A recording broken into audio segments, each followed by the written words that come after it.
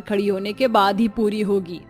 कोई किसी को नहीं देखेगा, दोनों बहू पर सिर्फ मेरी नजर होगी। देखते हैं अब इस कंपटीशन का कौन विजेता बनेगा। ठीक है माँ, मैं अभी मिस्त्री को बुलाता हूँ। ये कहकर रवि मिस्त्री को बुलाता है, जो उन दोनों बहुओं की प्रतियोगिता की जगह पर बीच में दीवार खड़ी करता है। इसके बाद दोनों बहू खाना बनाती हैं। आखिर सास ने एक कंपटीशन के लिए अपनी दोनों बहुओं के बीच इस दीवार को खड़ा क्यों करवाया? आखिर चल क्या रहा था, पूरी बात क्या है, ये जानने के लिए हमें कुछ समय पीछे जाना होगा, जहाँ कोकिला अपने दोनों बेटों की शादी एक साथ एक मंडप में करवाती है। लेकिन उसकी दोनों बहुओं में बहुत अंतर था। बड़ी बहू दिव्या संस्कारी थी, जो घूंघट के साथ मंडप में थी, तो वहीं मॉडर्न बहू शेफाली बाल खोले स्लीवलेस ब्लाउज पहनकर मंडप में थी। कुछ देर बाद दोनों बहुएं गृह प्रवेश करके घर में आती हैं तो कोकिला कहती है, बड़ी बहू, ये तुमने 2 गज का घूंघट क्यों किया हुआ है? तुम गिर भी सकती हो इससे। इतना घूंघट करने की कोई जरूरत नहीं है, सास ही तो हूँ मैं तुम्हारी। वही तो माँ जी, आजकल का जमाना बदल गया है, मेरी तरह रहना चाहिए, बिल्कुल बिंदास। नहीं बहू, इतना भी बिंदास नहीं होना चाहिए कि पता ही ना लगे कि तुम इस घर की बहू हो या दुल्हन हो। देखो तुम्हारा शादी का जोड़ा कैसा है। नई बहू को इस तरह से रहना चाहिए कि लगे बहू संस्कारी भी है। ओहो माँ जी, मैं भी तो मॉडर्न जमाने की हूँ, ये संस्कारी वंस्कारी मेरे बस की बात नहीं है। मुझसे ज्यादा कपड़े लादे नहीं जाते। नहीं शेफाली, माँ जी जो बोल रही हैं वो बिल्कुल ठीक कह रही हैं। खैर तुम्हारी अपनी मर्जी। चलो बहुत बातें कर ली, अब थोड़ा आराम करो। सास की बात सुन दोनों बहू बेटे अपने कमरे में जाकर आराम करते हैं। अगले दिन संस्कारी बहू दिव्या जल्दी उठकर घूंघट में रहकर घर की सफाई से लेकर पूजा पाठ तक के सारे काम कर लेती है। वहीं देरी से मॉडर्न बहू उठकर ढीले ढाले टॉप पजामे में बिना नहाए रसोई में आकर खुद से कहती है, यार अब तो मेरी शादी हो गई है, खुद उठकर चाय बनानी पड़ेगी, तभी मुझ में जान आएगी, वरना मैं कोई काम नहीं कर सकती। घर पर माँ थी तो मेरे आँख खोलते ही बेड टी ले आया करती थी। ऐसा कहकर शेफाली अपनी चाय बनाकर रसोई में पी रही होती है। तभी सास आकर कहती है, बहू ये क्या है, कैसे कपड़े पहने हैं और तू नहाई भी नहीं और बिना कुछ किए चाय पी रही है, शर्म नहीं आती तुझे? नई बहू के ये कर्तव्य होते हैं ससुराल में। आप तो ऐसे बोल रही जैसे मैंने कुछ अपशगुन कर दिया हो। माँ जी, आई एम नॉट अ संस्कारी बहू, मैं मॉडर्न जमाने की हूँ। सुबह उठकर बिना नहाए मुझे चाय चाहिए होती है, फिर मैं कोई काम कर पाती हूँ, वरना आलस बहुत आता है। अब चाय पीने के बाद अच्छा लग रहा है, नहाऊंगी फिर पूजा करूंगी। वाह मेरी मॉडल जमाने की बहुरिया, तेरी तो उल्टी ही गंगा बहती है। लोग सुबह जल्दी उठकर सफाई कर पूजा करते हैं, लेकिन तुझे पेट पूजा करनी है, फिर कुछ और।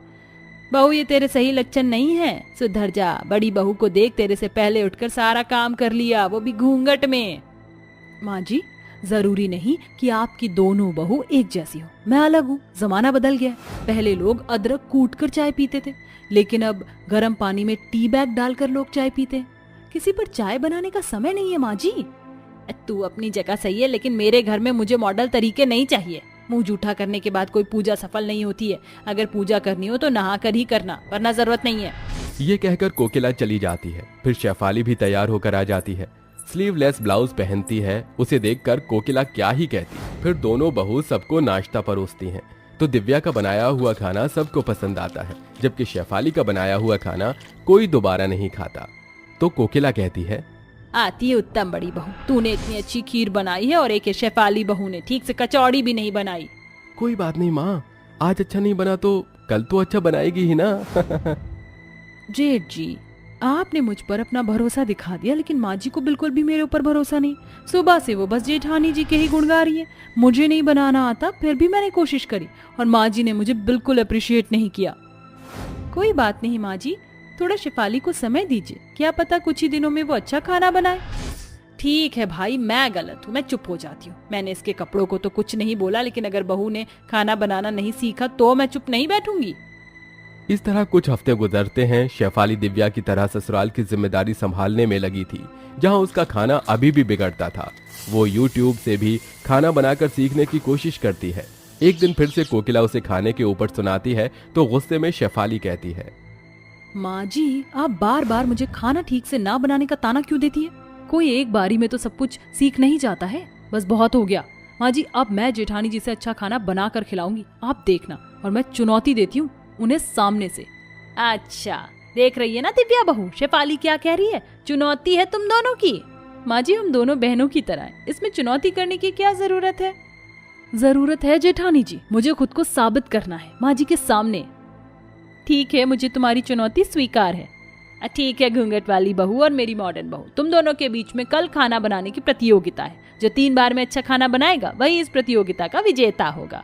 ये सुनकर कोकिला अगले ही दिन घर के बाहर अलग अलग टेबल पर गैस स्टोव और रसोई का जरूरी सामान रखवा देती है, जहां वो दोनों 30 मिनट के अंदर अपनी पहली डिश बनाकर सास के सामने लाती हैं।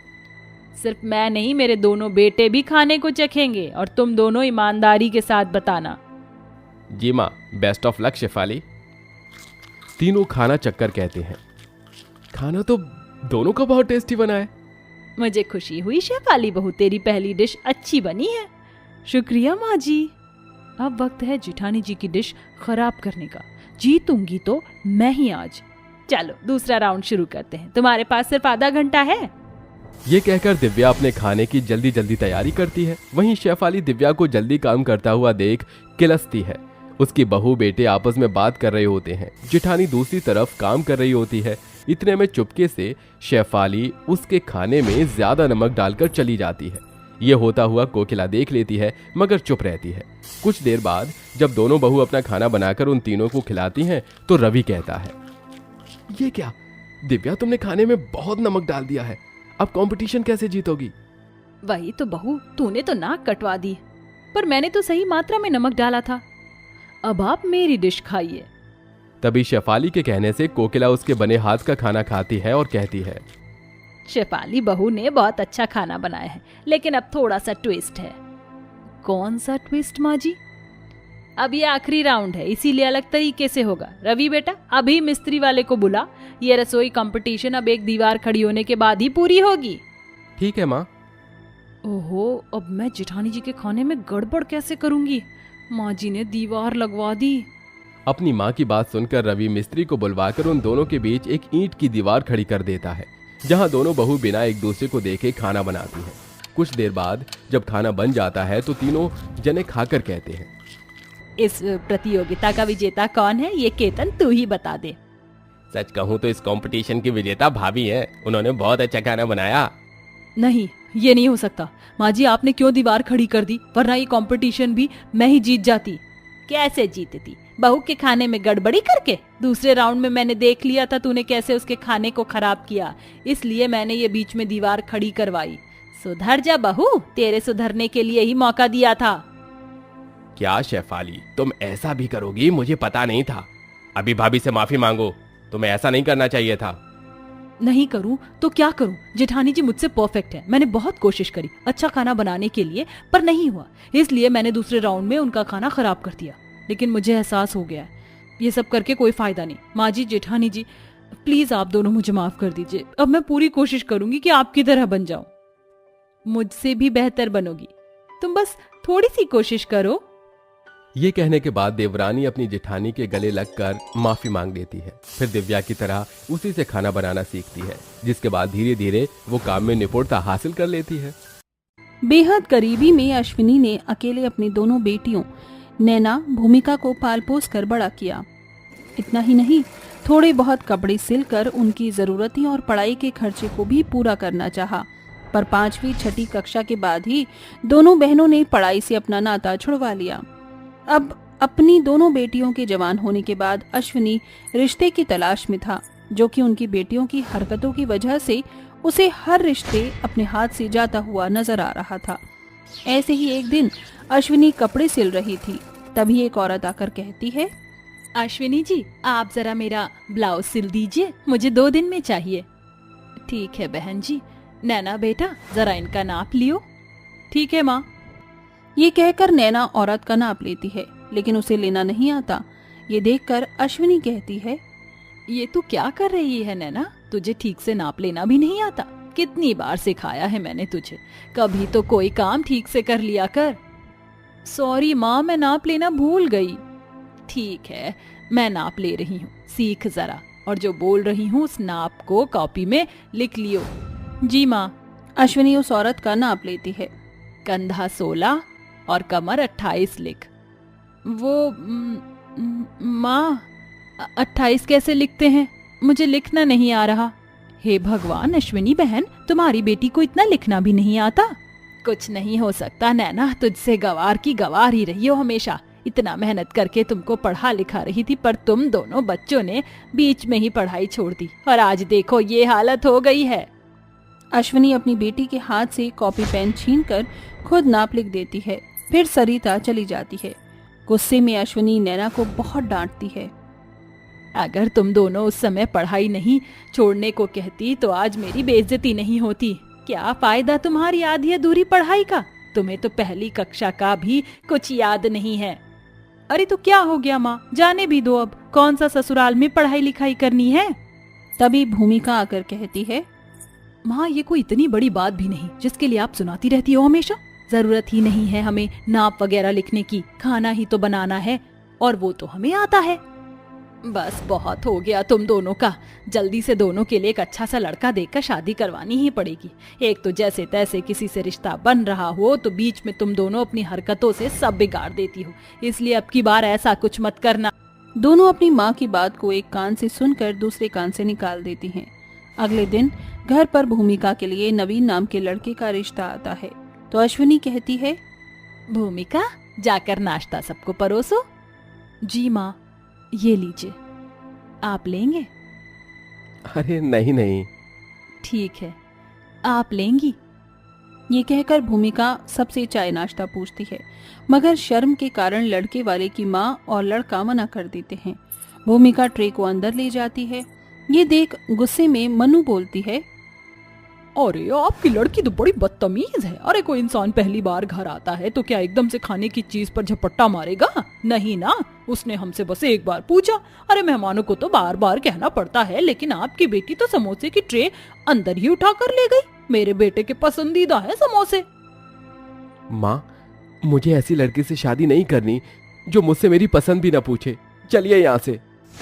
अरे अरे आपको कोई गलत फहमी हुई है, मैं अभी समोसे मंगवा देती हूँ। बहन जी, बेटा एक बार रुको तो। लो हो गया सत्यानाश, मेरी दोनों बेटियां कभी नहीं सुधरेंगी।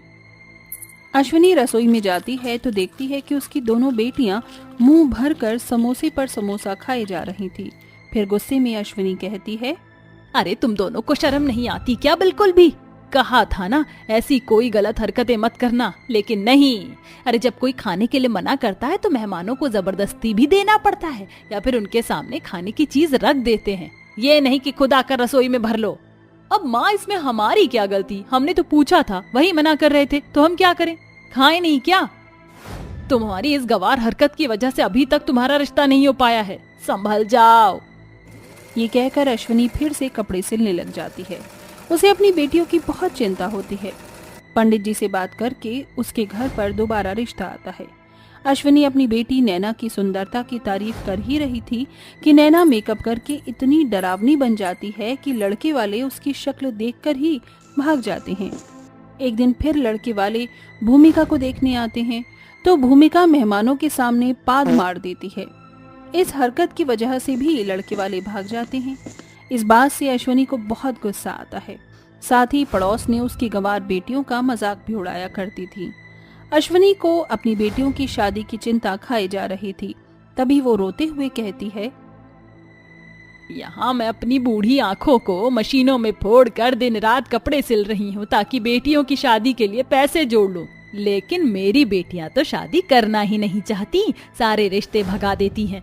मैं कितने दिन और जीऊंगी? कब और कैसे लड़के से शादी करेंगी ये नहीं समझती। मैं कितना समझाऊं इन्हें। थोड़ा पढ़ लिख कर अपने पैरों पर खड़ी हो जाती तो अपने लिए कुछ कर पाती। आखिर बेचारी बूढ़ी गरीब माँ कब तक कुछ करेगी? अपनी माँ को इस तरह रोता हुआ देख दोनों बहनों की आंखों में आंसू आ जाते हैं और वो कहती हैं, लगता है नैना हमने माँ के साथ बहुत बुरा किया। वो हमारी शादी कराने के लिए कितने जतन कर रही हैं और हम उनके हर कोशिश को नाकाम कर देते हैं। हमें अपनी आदत सुधारनी होगी। शायद कहीं ना कहीं माँ को हम दोनों बोझ लग रही हैं। तुम बिल्कुल ठीक कहती हो दीदी। हमें अपना मेकअप ठीक से करना आना चाहिए। हमने जो पढ़ाई छोड़ी है बेसिक नॉलेज भी आनी चाहिए। सिर्फ खाना बनाने से कुछ नहीं होगा। हमें अपने अंदर इतना बदलाव लाना है कि कोई हमें गवार ना कह सके। माँ की फिक्र को अब हम खत्म कर देंगे। अपनी माँ की बात उन्हें दिल पर ऐसे लगती है कि वो खुद को सुधारने की कोशिश करती हैं। पार्लर जाकर चुपके चुपके मेकअप करना सीखती हैं। और माँ से कुछ पैसे लेकर ट्यूशन ज्वाइन करती हैं, जहाँ 2 महीनों में वो बेसिक नॉलेज और इंग्लिश बोलना सीखती हैं, जिससे उन दोनों को उनके हिसाब से नौकरी मिल जाती है। फिर अच्छे से कपड़े और हेयर स्टाइल बनाकर जॉब पर जाती हैं और फिर अपनी पहली कमाई लाकर अश्विनी के हाथ में रखती हैं, जिसे देखकर अश्विनी कहती है, बच्चों ये सब क्या है, इतने पैसे कैसे आए? माँ आप हमें कहती थी ना हमारा कुछ नहीं हो सकता, हम गंवार हैं, लेकिन हमने आपकी बात समझी, फिर हमें अपनी गलती का एहसास हुआ, इसलिए हमने बीच में थोड़ी पढ़ाई सीखी, इंटरव्यू दिया, हमारी नौकरी लगी और ये आज हमारी पहली सैलरी आई है। अब आपकी बेटी अपने पैरों पर खड़ी है। हाँ माँ, आपको पैसों की चिंता करने की कोई जरूरत नहीं है, और अब आप देखना आपकी बेटियों के पास कितने अच्छे रिश्ते आएंगे। अश्विनी की आंखों में आंसू आते हैं और वो कहती है, मुझे फक्र है कि मेरी डांट का तुम पर असर हुआ और तुमने खुद को बदला। कम से कम मेरी बेटियों को अब कोई गंवार या कुछ और नहीं कहेगा। तुम अपने पैरों पर खड़ी हो गई हो, ये बहुत बड़ी बात है। इस तरह नैना और भूमिका घर की हर जरूरत का ख्याल रखती हैं, जिसके बाद गरीब माँ को सिलाई का काम नहीं करना पड़ता। कुछ समय बाद दोनों बहनों का प्रमोशन हो जाता है, जिससे अश्विनी और खुश होती है और उनकी कंपनी के 2 लड़के नैना और भूमिका के लिए रिश्ता लेकर आते हैं। रिश्ता अच्छा होने पर अश्विनी अपनी दोनों बेटियों की शादी धूमधाम से कर देती है। ये देखकर अश्विनी की आंखें भर आती हैं। क्या हुआ माँ, आप रो क्यों रही हैं? हम दूर जा रहे हैं इसलिए? ये तो खुशी के आंसू हैं। मुझे लगा था मेरी दोनों बेटियां इतनी खराब हैं कि उनकी शादी भी नहीं होगी, लेकिन तुम दोनों संभली, अपने पैरों पर खड़ी हुई और इतने अच्छे घर तुम्हारी शादी हो गई तो यकीन नहीं हो रहा। यकीन कर लीजिए माँ, आज हम जो भी हैं आपकी सीख और डांट की वजह से ही हैं। ये सुनकर अश्विनी अपनी दोनों बेटियों के माथे पर चूमकर उनकी विदाई कर देती है, जिसके बाद वो दोनों अपनी जिंदगी की एक नई शुरुआत करती हैं। ये गीता कहाँ गई? कहीं दिखाई नहीं दे रही। अरे घर के सारे काम ऐसे ही पड़े हैं, इस लड़की ने तो मेरी नाक में दम कर रखा है। गीता, गीता, अरे कहाँ है? कहीं मरमुरा तो नहीं गई? अंजना गीता को आवाज लगा रही होती है। तभी गीता उसके पास पहुंच जाती है और कहती है, माँ आप मुझे आवाज लगा रही थी क्या? कल मुही करमजली, आखिरकार तुझे मेरी आवाज सुनाई ही दे गई। अरे तेरी माँ तो मर ही गई और तुझे मेरी छाती पर छोड़कर चली गई, लेकिन इस घर में तुझे मुफ्त की रोटी तो मिलने से रही। चल जल्दी से ये काम कर, नहीं तो आज का खाना नहीं मिलेगा तुझे। अंजना ऐसा कहकर गीता के घर के सारे काम करवाने लगती है। गीता बेचारी अकेले ही घर के सारे काम करती है और सारे काम करने के बाद वो अपनी माँ अंजना के पास जाती है और उससे कहती है, माँ मैंने सारा काम कर दिया, झाड़ू पोछा बर्तन कपड़े साफ सफाई सब कुछ कर दिया है। मुझे बहुत जोरों से भूख लगी है, कुछ खाने को दो। देती हूँ, मेरे सर पर क्या खड़ी है? चल आजा मेरे साथ चल। अंजना गीता को रसोई में ले जाती है, जहाँ वो सूखी रोटी और उसके साथ प्याज गीता को दे देती है और कहती है, ये ले खा इसे और खाकर भर ले अपना पेट। माँ आपने तो पनीर से रोटी खाई थी और मुझे आप ये प्याज दे रही हो खाने के लिए। पनीर ना सही थोड़ी सी सब्जी का मसाला ही दे दो, उसी से खा लूंगी। प्याज के साथ रोटी खाने से मेरे पेट में बहुत दर्द होता है। अंजना गीता के बाल पकड़ लेती है। वाह वाह वाह वाह, क्या बात है, तेरी तो ज्यादा ही फरमाइश शुरू होती जा रही है। अगर तुझे खाना है तो खा ले, नहीं तो ये भी नहीं मिलेगा। अंजना की आंखों में आंसू आ जाते हैं और वो बेमन से ही सूखी रोटी खाने लगती है। तभी उसके पिता दामोदर आते हैं और उसे सूखी रोटी खाते हुए देख अंजना को डांटने लगते हैं। अरे बेटी, तू ये सूखी रोटी क्यों खा रही है? घर में खाना नहीं है क्या? या सब्जी खत्म हो गई है?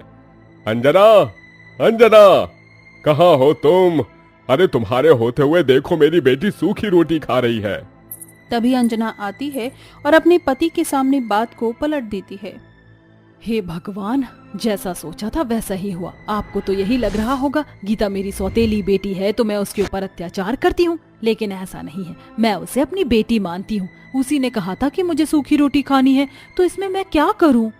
अंजना की बात सुनकर दामोदर कुछ नहीं कह पाता और गीता भी चुपचाप सूखी रोटी खा लेती है। ऐसे ही अंजना सौतेली माँ होकर गीता के ऊपर बहुत अत्याचार करती है। बेचारी गीता के जीवन में बहुत से दुख चल रहे होते हैं, लेकिन उनको एक सुकून भी होता है जब भी वो पानी भरने जाया करती तो वहाँ उसका दोस्त रमन आ जाया करता। क्या हुआ गीता, तुम बहुत ज्यादा परेशान लग रही हो, कोई बात है तो मुझे बताओ। अंजना अपनी सौतेली माँ की सारी बातें रमन को बताया करती थी, जिसे सुनकर रमन को बहुत गुस्सा आया करता था। मैं तो तुम्हें हमेशा कहता हूँ, लेकिन तुम हो कि मेरी बात मानती ही नहीं हो। एक काम करो, तुम मुझसे शादी कर लो, मैं तुम्हें अपने घर ले आऊंगा और सब कुछ ठीक हो जाएगा। तुम कैसी बातें कर रहे हो रमन? मैं अपने माता पिता को ऐसे धोखा नहीं दे सकती। बेशक वो मेरी सौतेली माँ है, लेकिन समाज में उनकी भी इज्जत है। तुम कैसी बातें कर रही हो? जो औरत तुम्हारी इज्जत नहीं करती, तुम उसकी इज्जत की बात कर रही हो? तुम तो साक्षात देवी की भांति हो, तुम्हारा कुछ नहीं हो सकता। रमन ऐसा कहकर वहाँ से चला जाता है। उसके जाने के बाद गीता अपने आप से कहती है, रमन भी मेरी बातों से नाराज होकर चला गया। कोई बात नहीं, अब मैं घर चली जाती हूँ। घर जाते ही उसकी सौतेली माँ उसके ऊपर अत्याचार करने लगती है और इस बार तो अंजना हद ही पार कर देती है। वो बेचारी गीता का हाथ जलते हुए चूल्हे के अंदर डाल देती है, जो चूल्हे के अंदर गरम गरम कोयले से बेचारी गीता का हाथ जल जाता है। ये निशानी तुझे याद रहेगी कि कोई भी काम करने में जरा भी गलती नहीं होनी चाहिए। बेचारी गीता रोते हुए अपने कमरे में चली जाती है। अगले दिन जब फिर से वो नदी किनारे पानी भरने जाती है, वहाँ उसे रमन दिखाई देता है। गीता के हाथों में चोट देखकर वो सब समझ जाता है और उसे अपने साथ एक मंदिर में ले जाता है, जिसके बाद उसी से शादी कर लेता है। अब से तुम मेरे साथ रहोगी, चलो मेरे साथ, मेरे घर चलो। रमन गीता को अपने साथ ले जाता है। एक साथ में दोनों रहने लगते हैं। उनकी शादी की खबर अंजना तक पहुंच जाती है और वो गीता को ढूंढते हुए रमन के घर पहुंच जाती है। गीता, गीता, कहाँ हो तुम? चिल्लाइए मत, ये आपका घर नहीं मेरा घर है। अंजना जैसे ही पहली नजर में रमन को देखती है, वो उसे देखती ही रह जाती है। अपनी उम्र का लिहाज छोड़कर रमन से पहली मुलाकात में ही प्यार करने लगती है, क्योंकि रमन शक्ल और शरीर से बहुत ही खूबसूरत था। आपने बताया नहीं कि आपको किससे काम है? इस घर में मेरी बेटी और मेरा जमाई रहता है। मैं बस उसे लेने आई हूँ। मैं उन्हें अकेले रहने नहीं दे सकती। मुझसे जो गलती हुई है, मैं उन्हें सुधारना चाहती हूँ। तभी वहाँ गीता आ जाती है। गीता को देखते ही अंजना उसके पैरों में गिर जाती है और माफी मांगती है। अपनी सौतेली माँ को इस तरह अपने पैरों में गिरते हुए देखकर वो उसे माफ कर देती है, जिसके बाद अंजना अपनी जमाई और अपनी सौतेली बेटी को अपने साथ अपने घर ले आती है। आज से तुम दोनों हमारे साथ इस घर में रहोगे। तुम्हें उस कच्चे मकान में रहने की कोई जरूरत नहीं है। अपनी सौतेली माँ का इतना प्यार देखकर गीता बहुत खुश होती है और गीता को खुश देखकर रमन भी बहुत खुश होता है। लेकिन अंजना के दिमाग में चल रहा प्लान उन दोनों को जरा भी पता नहीं होता। अंजना केवल रमन के लिए गीता को घर वापस लेकर आती है और उस दिन के बाद से वो रमन के ऊपर डोरे डालने लगती है। एक दिन रमन हैंडपंप के पास नहा रहा होता है। वो साबुन उठाकर उसकी पीठ पर लगाने लगती है। अच्छा हुआ गीता तुम आ गई, मैं तुम्हारा ही इंतजार कर रहा था। अंजना बिना बताए ही उसकी कमर पर साबुन लगाती रहती है। जैसे ही रमन पीछे पलट कर देखता है तो वो हैरान रह जाता है। अरे माँ जी, आप मुझे बता दिया होता, मुझे लगा कि गीता है। अरे जमाई जी, मैं और मेरी बेटी गीता में फर्क ही क्या है? जैसे वो तुम्हारे लिए वैसे ही मैं भी हूँ। ऐसा कहकर अंजना वहाँ से चली जाती है, लेकिन रमन को कुछ समझ नहीं आता। इसी प्रकार अंजना किसी न किसी बहाने रमन के करीब आती जाती, लेकिन रमन गीता से बहुत प्यार करता था। एक रात रमन अपने कमरे में सो रहा होता है। उस रात अंजना एक शर्ट ड्रेस पहन के चुप कर उनके कमरे में आ जाती है और धीरे से रमन को उठाती है। रमन, रमन उठो, मैं तुम्हारा छत पर इंतजार कर रही हूँ। जल्दी से छत पर आ जाओ। अंजना रमन को जगाकर खुद छत पर चली जाती है। कुछ ही देर में रमन भी छत पर आ जाता है। कहिए माँ जी, आपने मुझे क्यों बुलाया? ये तुम कैसी बातें कर रहे हो? मुझे माँ जी मत बुलाओ। मुझे उस तरह बुलाओ जिस तरह तुम उस गीता की बच्ची को बुलाते हो। माँ जी, ये आप क्या कह रही हो? गीता मेरी पत्नी है और आप उसकी माँ हो, इसका मतलब आप मेरी माँ समान हो। नहीं नहीं, आज तुम मुझे अपनी माँ नहीं बल्कि जान बना लो। ऐसा कहकर रमन को अपनी तरफ खींच लेती है और उसे अजीब तरह से छूने लगती है। तभी वहाँ दामोदर और गीता भी आ जाते हैं। ये सब अपनी आंखों से देखते ही दामोदर अंजना के मुंह पर एक जोरदार तमाचा मारता है, जिसके बाद गीता कहती है, एक माँ होकर आप मेरी ही सौतन बनने चली। क्या आपको जरा भी शर्म नहीं आई? अरे आपको चुल्लू भर पानी में तो डूब मर जाना चाहिए। अच्छा हुआ मैंने यहाँ आने से पहले गीता को जगा दिया था, ताकि तुम्हारी सच्चाई घर में सबके सामने आ सके। अंजना की सच्चाई सामने आते ही दामोदर उसे अपने घर से निकाल देता है और अपनी जमाई और अपनी बेटी गीता के साथ खुशी खुशी रहने लगता है।